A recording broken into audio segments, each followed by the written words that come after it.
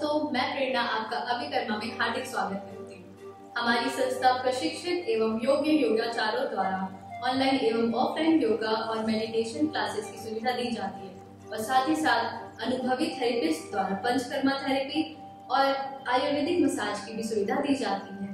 हमने पिछले वीडियो में अपने योग गुरु द्वारा योग से जुड़ी कई प्रश्नों के उत्तर प्राप्त किए और साथ ही साथ उनके फायदे और नुकसान दोनों के बारे में हमें जानकारी प्राप्त हुई।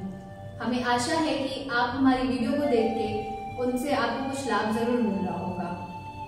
आज की इस वीडियो में हम योग से जुड़ी और भी प्रश्न के उत्तर अपने योग गुरु द्वारा प्राप्त करेंगे। आइए मिलते हैं हमारे योग गुरु एवं ओशो सन्यासी विकास जी से।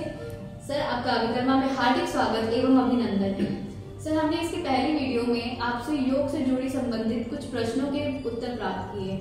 आज हम इस वीडियो में भी कुछ योग से जुड़ी संबंधित प्रश्नों के उत्तर प्राप्त करना चाहते हैं, जो हमारे दर्शकों के सारे डाउट्स को क्लियर करेगी और साथ ही साथ उनके लिए लाभदायक भी होगी।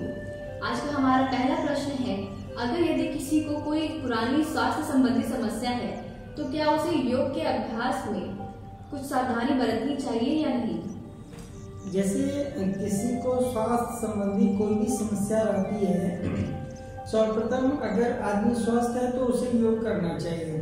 अगर उसे कोई बीमारी है या स्वास्थ्य संबंधी कोई दिक्कत है तो उसे अपने डॉक्टर की सलाह के अनुसार योग करना चाहिए और कुशल योग प्रशिक्षक के देखरेख में ही कोई भी योगाभ्यास करना चाहिए और सरल योगाभ्यास करना चाहिए। इस प्रकार योग और प्राणायाम का अभ्यास करना चाहिए कि उसकी बीमारी बढ़े ना, वो धीरे धीरे कम हो। यदि योगाभ्यास करते समय कोई भी स्वास्थ्य संबंधी समस्या आती है तो योगाभ्यास रोक देना चाहिए और अपने डॉक्टर से सलाह लेनी चाहिए। सर, हमारा अगला प्रश्न है, यदि कोई गर्भवती महिला है तो उसे कौन से योग करने चाहिए? क्या उसको योगा करना चाहिए या नहीं? हाँ, एक कुशल योग प्रशिक्षक के देखरेख में गर्भवती महिलाओं को योगाभ्यास करना बहुत जरूरी होता है। कुछ गर्भवती महिलाओं के लिए कुछ योगाभ्यास होते हैं और प्रेग्नेंट वुमेन्स को चाहिए कि वो ध्यान करें। ध्यान और प्राणायाम तो उन्हें निश्चित रूप से करने चाहिए, जिससे आने वाले जो बेबी है, बच्चे हैं, उनका स्वास्थ्य और उनका मानसिक डेवलपमेंट बहुत अच्छा होता है। और कुछ योगाभ्यास जैसे भद्रासन वगैरह, तितली आसन है, उनको थोड़ा कुशल योग प्रशिक्षक के निर्देशानुसार करना चाहिए। सर, हमारा अगला प्रश्न है, क्या वृद्ध लोगों के लिए कोई आयु सीमा होती है योग करने के लिए? देखिए, योग करने के लिए कोई आयु सीमा नहीं है। हमें अपने शरीर की क्षमता के अनुसार योगाभ्यास और प्राणायाम का अभ्यास करना चाहिए। अगर व्यक्ति वृद्ध है या एज 40-50 के ऊपर हो गई है तो हमें कुशल योग प्रशिक्षक के देखरेख में ही सरल योगाभ्यास करने चाहिए। और यदि हमारी एज कम है, जैसे 20-25 साल है, तो हमें योगाभ्यास का अभ्यास करते रहना चाहिए, जिससे कि हम एज अधिक होने पर भी योगाभ्यास आसानी से कर सकें।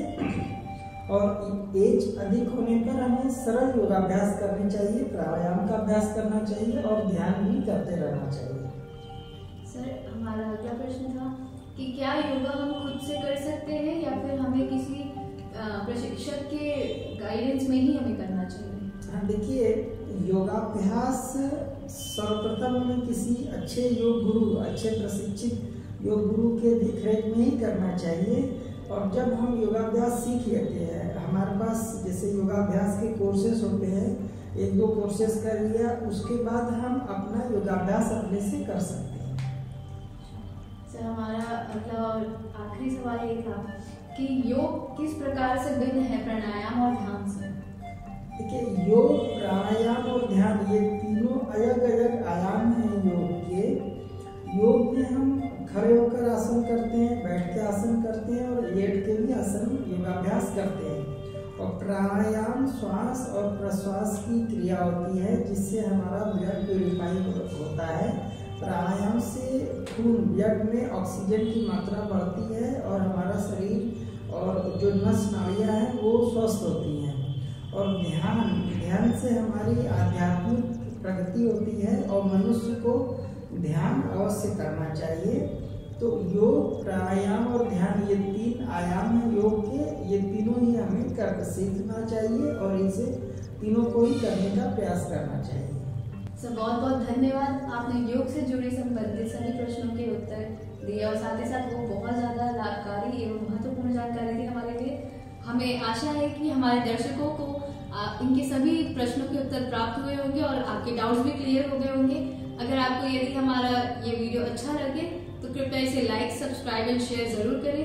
अगर इससे संबंधित जुड़ी और भी कोई प्रश्न है तो आप हमारे कमेंट बॉक्स में जाकर वहाँ हमें आप कमेंट से पूछ सकते हैं, हम आपके प्रश्नों का उत्तर जरूर देंगे। धन्यवाद।